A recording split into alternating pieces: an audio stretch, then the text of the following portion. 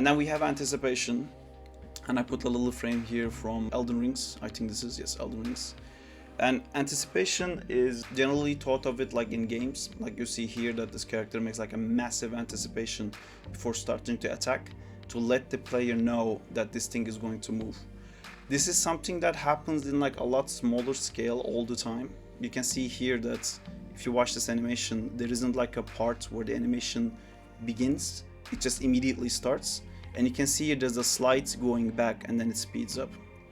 So this is actually something that happens because of the laws of physics, really. It's very hard for something to start having momentum if it's already not in momentum. So we usually have counter momentum. So if I wanted to go right, I'm gonna exaggerate now, but I would do something like that. So to go to this direction, I first have to start going to this direction.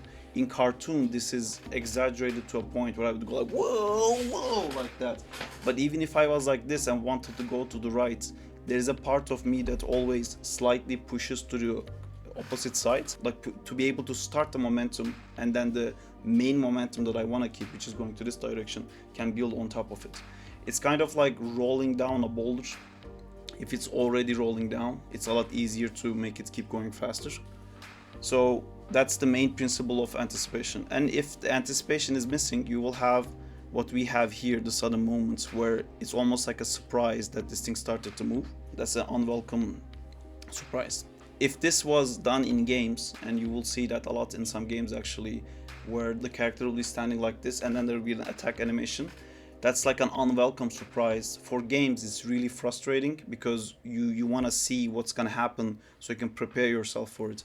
But even for movies and TV shows and stuff like that, your audience always wants to be able to understand what's happening.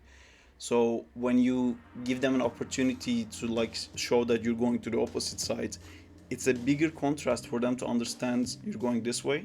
So if I was here to here, that's not a huge contrast, and like if the person watching it, if maybe they're checking their phone or something like that, they can miss that motion. But if you go left a little bit and then start going right, you're increasing the contrast between those motions, and it communicates to your audience more what's happening. This doesn't happen in robots, for example, but because of the laws of the physics, again, even in robots it kind of happens. Like even if you have a robot like this that just suddenly goes like this, when the machine moves, you can see that there's always a part where it kind of like shakes and then goes up, because it's very hard for something to just go from nothing to full speed. It doesn't happen with cars, it doesn't happen with people, it almost like doesn't happen with robots either. So that's what to look for when we're looking at anticipation.